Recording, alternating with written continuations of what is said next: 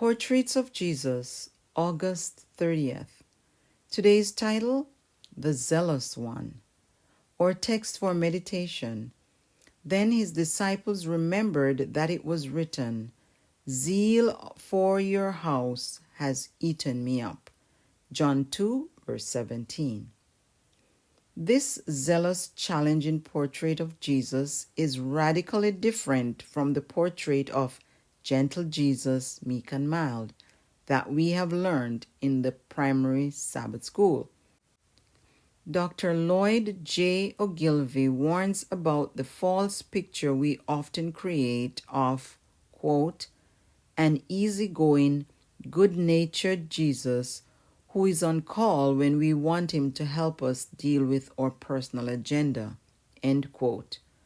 The Other Jesus, page 12. The zealous, no-nonsense Jesus showed up one day in the temple and was shocked to see his Father's house transformed into a den of thieves. The house of worship and prayer had degenerated into a marketplace for unabashed merchandising. Peddlers and traffickers jostled with the worshippers. With whip in hand and his eyes flashing with zeal and indignation, Jesus ordered the money changers and their livestock out from the sacred precinct. Overthrowing the money table and vigorously tossing them out of the temple, Jesus cleaned up his Father's house.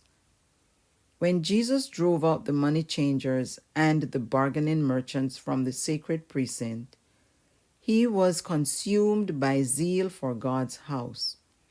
And so the authentic Jesus, who tenderly comforts the sorrowing, also disturbs the undisturbed. The authentic Jesus is tough as well as tender. Of this episode, we read in The Spirit of Prophecy, Volume 2, pages 118 and 119, quote, even the disciples quaked with fear and were awestruck by the words and manner of Jesus, so unlike the usual demeanor of the meek and lowly man of Galilee. But they remembered that it was written of him, the zeal of thine house hath eaten me up. End quote.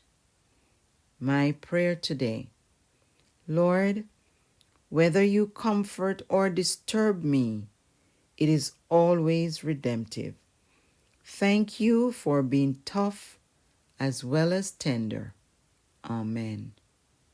Join us tomorrow for another portrait of Jesus. And as usual, we encourage you to like, share, and subscribe. God bless.